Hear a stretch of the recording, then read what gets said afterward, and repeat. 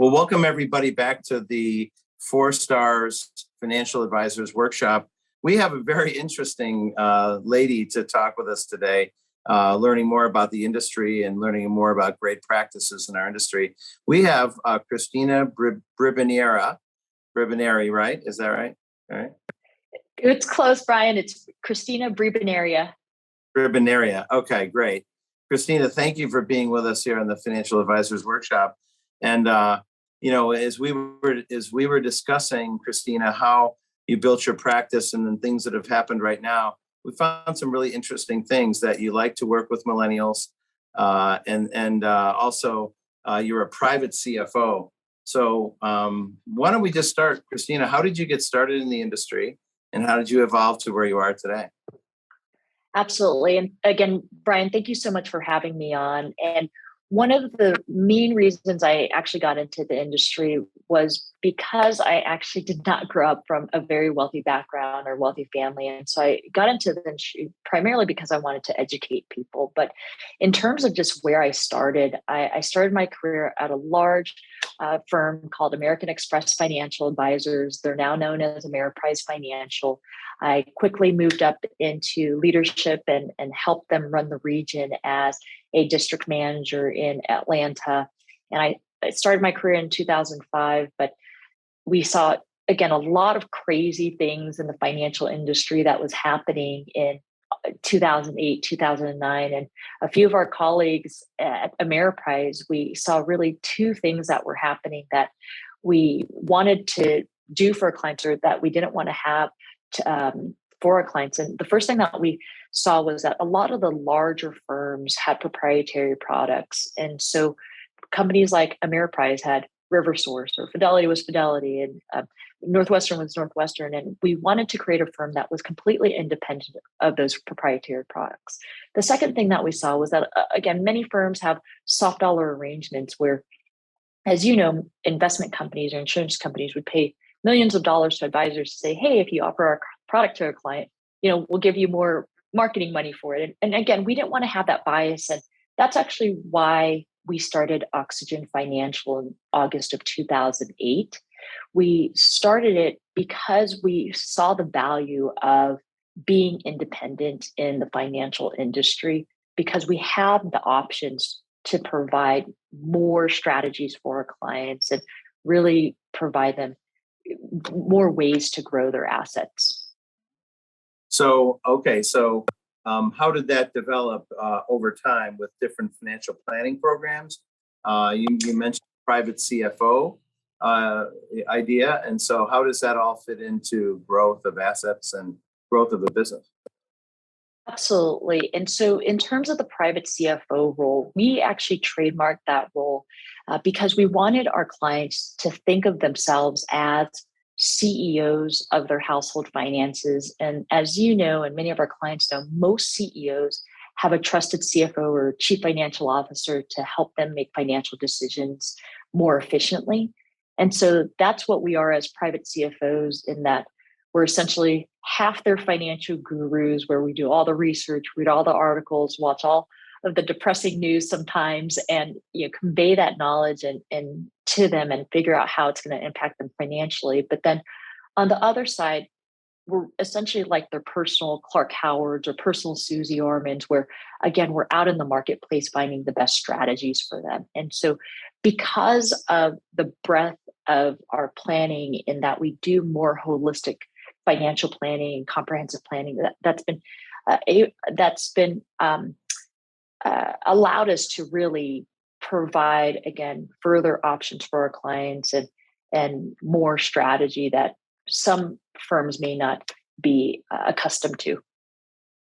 Well, in some of the comments you had made earlier, that sounds interesting. Some of the comments you made earlier is that there's different demographics of people that have not been well served by our industry. And so you've had a little bit of focus on that. Do you want to talk a little bit about how that would work and who those people are and how do you serve them in a different way? Absolutely. So when I started my career in 2005, we mostly, and I think the industry in itself, mostly focused on the older generation. So our parents, our grandparents, and again, we found that one of the most underserved generations or demographics at the time was the Gen X and Gen Y generations. And these people were either starting off their families, they were graduating college, they were starting their businesses, but maybe didn't have a ton of assets or a ton of wealth at that time. But we knew that as they got older, they would have assets, they would have wealth, their income would grow. And so our firm started to focus on the oXYGen. And because of that, we actually led the country in really focusing on those clientele. Nice. And so it's been a few years on now. How have many of those X and Yers developed as clients? How has that worked out? They've done extremely well. So what we found is that, especially in these generations, most of them are business owners. They've worked their ways up to executives, or they've have been in spaces where maybe they're not working for their companies for 30 years like our parents or grandparents have, but they're getting experience from various companies and places to maybe start their own businesses. And because we've been with them from the very beginning, they've trusted us to help them, guide them throughout their careers. And over the last, when we started the company in 2008, over the last 14 years, we've had the ability to really grow with our clients.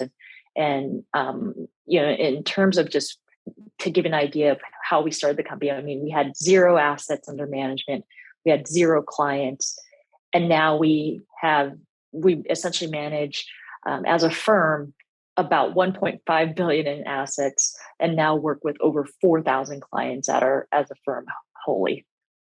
Wow, that's great. And you started right out of the gate. You quickly moved into different leadership positions, Cristina, and you're an advisor, coach, and then you mentioned you're a district manager and circle of success. How did that afford you an opportunity to grow better than others, or were there some other benefits from your aggressive development? So early on, and this is one of the things where I will always say that the Ameriprise American Express training ground was probably one of the best in the country at the time, where it really gave me a foundation of financial planning. It gave me a foundation of how to build relationships, but then also lead other advisors. Because of that foundation, I've been able to take it on throughout my 17, almost 18 years in the career to really develop those relationships with our team, our staff, other advisors who work for us, but then also taking that knowledge to our clients. And because of just, again, having a great financial planning foundation, I think we've been able to share more knowledge and more information with our clients than what we would normally have been able to do if we were working for just an insurance company or just a investment firm. So by being independent, that opened up the door a little bit more as well, even though Ameriprise was great training, but then you were able to take it to the new level, right? Absolutely. The great thing about being independent is we're not tied to one company or one product. As you know, we have the breadth of the entire industry as a playground for our clients and for our firm. And so, for us, because we do comprehensive planning, we are able to provide our clients with insurance strategy, tax reduction strategies, investment strategies, estate planning. And so, we really, again, have just the wealth of the industry available to us as independent advisors. Absolutely. Now, a little known fact is that you majored in mathematics and history at Oberlin. And so how did that help you as you got into our industry?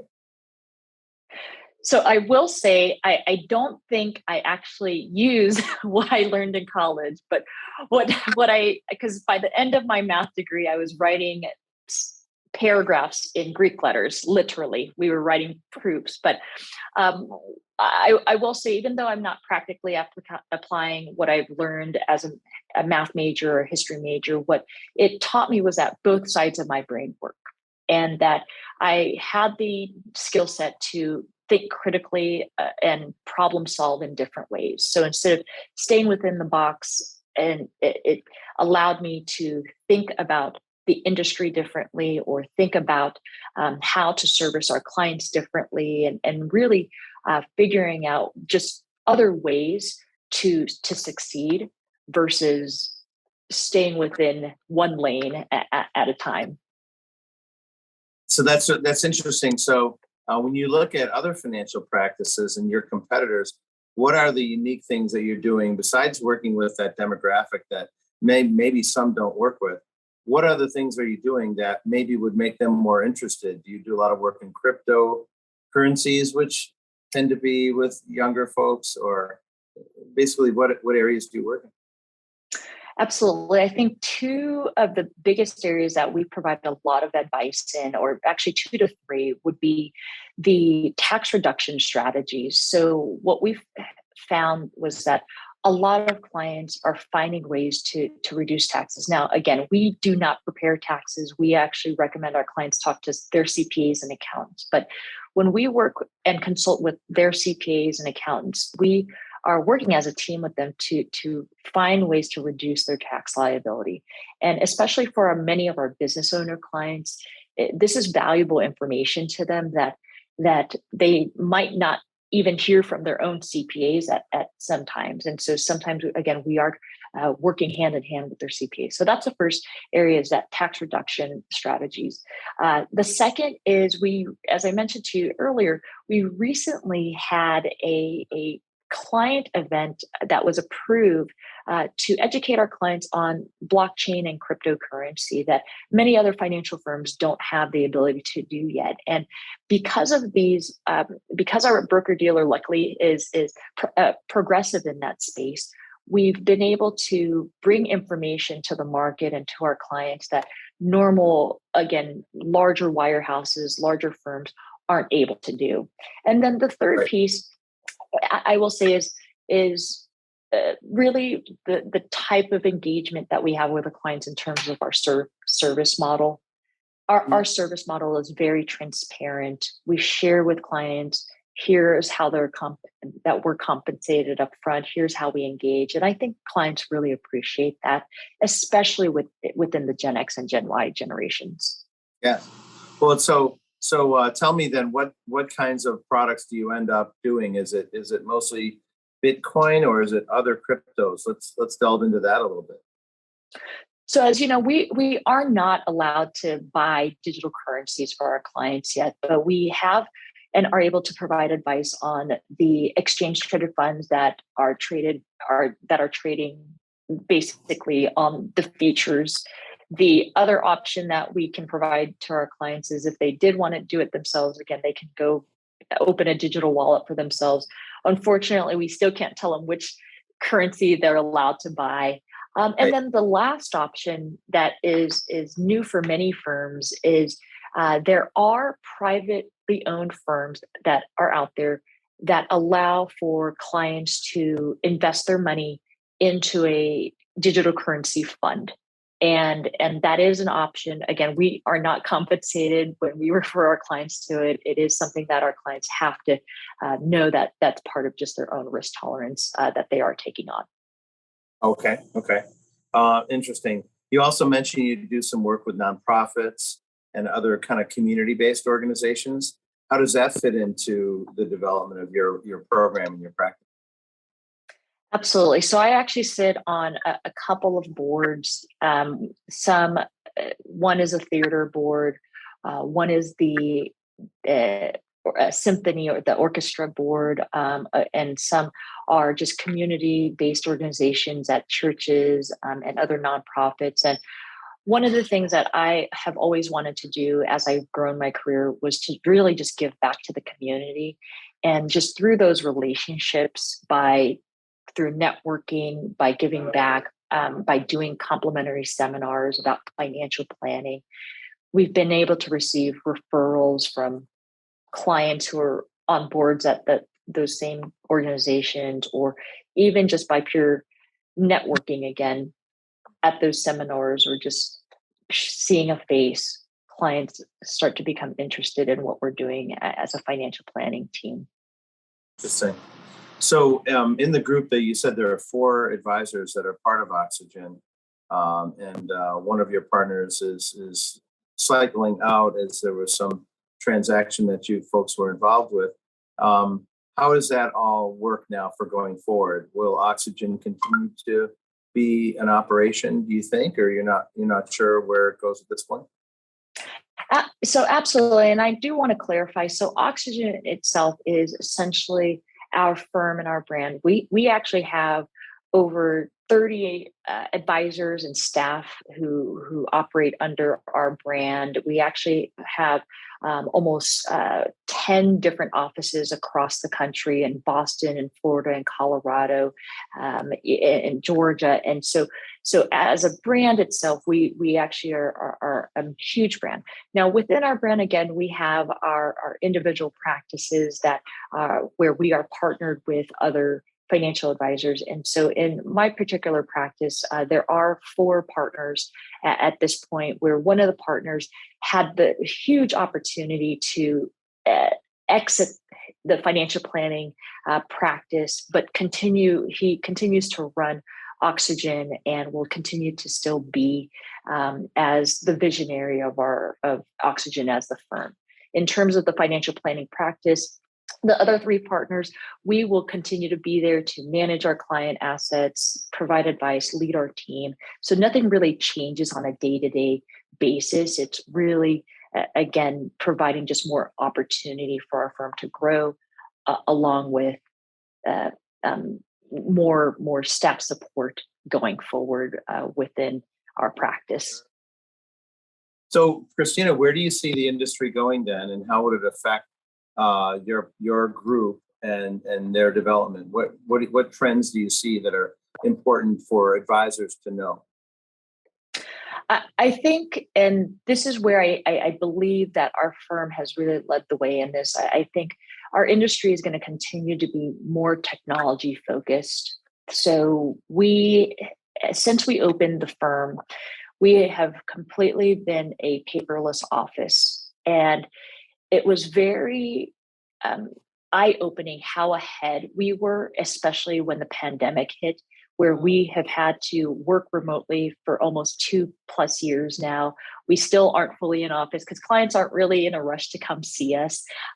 We do think that the firms should go paperless, and it's an easier transition for clients, and it's easier to be organized.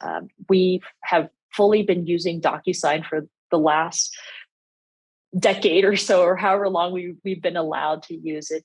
And so that's one space that I do think more firms need to keep doing and structure themselves to do.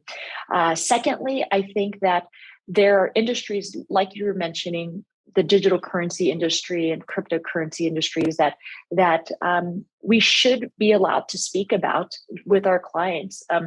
I don't know if people were aware of this, but large firms like JP Morgan Chase are investing their own corporate treasury money into digital currency. But imagine JP Morgan Chase, but none of their financial advisors can even talk about it. And I think there are areas that should be allowed and given more a space for advisors to develop it. And then the third way is we, in terms of oXYGen, have been really ahead of the game in terms of social media, Instagram, Facebook, LinkedIn. And, but again, some of the larger firms, because we've been independent, we've been really blessed to have a team and broker-dealer that has allowed us to have influence on the social media space and internet space. But some firms are still not even allowed to do that. The compliance departments are very strict and very strict in terms of what can be posted online. And I do think that this is a space that the financial industry should continue to work on. Clients are working on it already, aren't they? Yeah. Absolutely. Absolutely. And however, I know other colleagues at other large wirehouses and financial planning firms that, they don't even want to be on social media because it's still a compliance department issue for them. Whereas I get to, you and I get to post on Instagram or Facebook and LinkedIn at this point, and there's no issue for us at all to do it. Exactly. So, Cristina, when you work with a client family, how does that process work? Do you engage that family or that person and then develop a financial plan and then go from there? How does that work? Share that with the group if you could. Absolutely. From soup to nuts, we first do the initial client meeting where we get to know our clients, we find out their information. During that time, they get more background about us, how we engage in terms of how we're compensated. And if they do want to engage with us, then we move on to essentially what we call a strategy meeting. And during that strategy meeting, we want to make sure that we start to talk to our clients in a more granular terms about their goals, specific timeframes, specific amounts, so that we understand truly what they're trying to accomplish. What we don't want to have when we present recommendations to our clients is a surprise, like, oh yeah, I forgot this. We really want to know what all of our clients are working on. And then from that strategy meeting, we then go into implementation. And for many of our clients, implementation meetings can be 1 to 2 different meetings, just depending on what's happening. But in these meetings, it's truly helping our clients implement and execute the recommendations. So sometimes it may require us to sit on the phone with our client to do a rollover call for their 401k, or it may require us to consult with their accountant or estate planning attorney. But part of what we do is, again, we handhold during those implementation meetings when we need to. And then what we don't want to do, of course, as you know, we don't want to hand off our clients or leave our clients and say, hey, good luck. Here's your website. Here's a book. I hope you make it to your goals. We do provide ongoing service review for our clients where we're meeting with them at minimum twice a year, but trimester or quarterly basis, just depending on what's going on throughout the year. And throughout that process, our teams are getting back to our clients within a 24-hour reply and response rate. We're usually implementing and getting their paperwork out within a 48-hour to 72-hour time frame. And again, making it as seamless of a process as possible for our clients. Nice. So in your practice directly, I know the firm has 4,000 different clients. In your practice, how does that manifest itself? Do you have 200 client families, or just a small number of 50 clients, or how do you model all that out? Yeah, so our practice within our firm, we are responsible for over 1,000 clients, and we actually manage nearly $1 billion of our firm's assets. And our staff, we actually have a staff of nearly 20 people at this point. As I mentioned, there's 4 partners currently. We have about 4 to 5 junior financial planners who also work with our clients. And then we are currently working with our operations team and developing like a financial planning department. And so as we continue to grow, these departments will continue to we'll add more people to them. But at this time, we have nearly 20 people where we work with all of those clients at this time. So do you do the reviews, or do the planners do the reviews, or how does that? That's a lot of 1,000. That's a lot of people. 1,000 people. Absolutely. So what we've done in our practice is we rely on client segmentation. So that's one of the biggest things that I would recommend to other financial planners is if they haven't segmented their clients based on their own scoring system. And again, we have our own segmentation system of how many times a client should be seen based on either assets under management or revenue, or do you like the client? Those are certain things that are part of our segmentation. But based on how our clients are segmented, and who is responsible for that relationship, we normally will see them again twice a year, once a year, quarterly, just depending on their segment. So, but it's not you personally doing 1,000 Zooms. It's the whole team taking different people, right? That's correct. That's correct. Now, I will say for me, I still see about on average 15 to 20 different client meetings throughout the week, just because my team and all of us do have just a lot of clients. But again, these are not all 1,000 clients. It might be 300 clients or 400 clients per advisor, or 200 clients per advisor. Great. And how do you handle money management? Are you managing money, or do you place that with other managers through the networks or something like that? Yeah, so our team, we actually manage the money ourselves. However, we work directly with some of the top financial analysts out there, such as teams at First Trust, Portfolios, Vanguard, that are out there that allow us to work directly with some of their CFAs, and they provide us with recommendations or model portfolios, and we're able to create those portfolios for our clients or implement our clients within those portfolios. But we have the ability to directly manage. We do mostly use exchange traded funds, stocks, bonds. We do provide annuity options. So we do also do alternatives, really just depending on the client situation. Let's talk about alternatives. What, besides the cryptos that are discussed but not done, what kind of alternatives are done for clients, and how do you work that into their portfolio? Absolutely. Most alternative investments generally are positioned for dividend or income strategies. So many of our clients will invest in what are called private development companies that pay consistent dividends, which, as you may know, are strategies that allow us to invest into privately owned companies that are not public at this time. So that's one strategy. We also can invest into real estate investment trusts.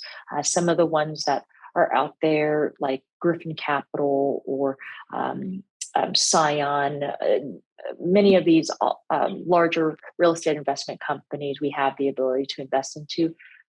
But again, most of the time it's positioned for income and dividend for our clients. Do you get involved in much venture capital type or hedge funds or alternative, all strategies, all liquid strategies?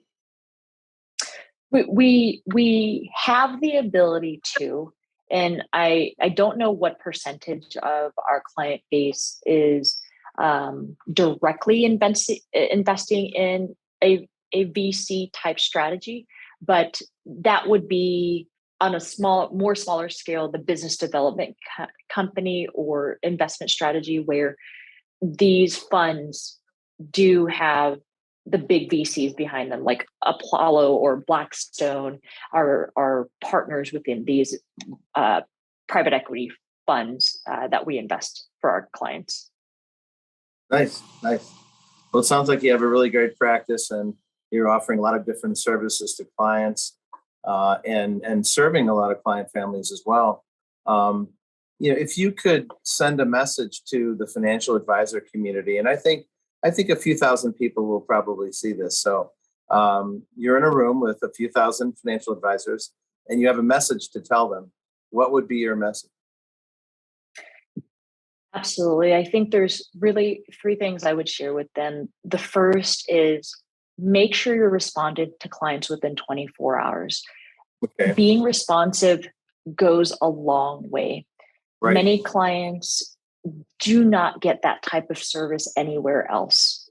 Right. And especially with sometimes the type of money that they might be investing with us, or the types of goals that they're trusting within our hands. Being responsive is a key to financial planning. The second is stay organized. I like to use a strategy for my inbox called do, delegate, and delete. So the 3 Ds. And by the end of the day, after getting 100 plus emails during the day, I still end in my email inbox with less than 10 to 15 emails by the end of the day. And the purpose of this is to stay organized in that we want to do what the email says. So either respond to the client, delegate it to your staff, or delegate it to a partner who has the ability to act on it, or delete it. So we all get spam.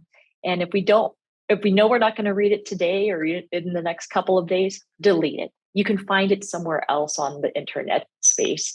And the last piece is, again, remember to just, as long as you're always responsive to your clients, they'll appreciate you more. They'll provide you with referrals, and honestly will respect your integrity and honestly provide just opportunities that you or I had never imagined. Nice. That's great. Well, thank you. And we're all the benefit for having heard your advice and counsel and great messages for the financial advisory community. So, Cristina, thank you for spending a few minutes with us on the Financial Advisors Workshop. And we hope to check in with you maybe later on, either this year or next, and just hear how things are developing and see if there's any new insights you can give us. Absolutely. Well, thank you again, Brian, for having me on, and good luck to all the advisors that are out there. Thanks, Cristina.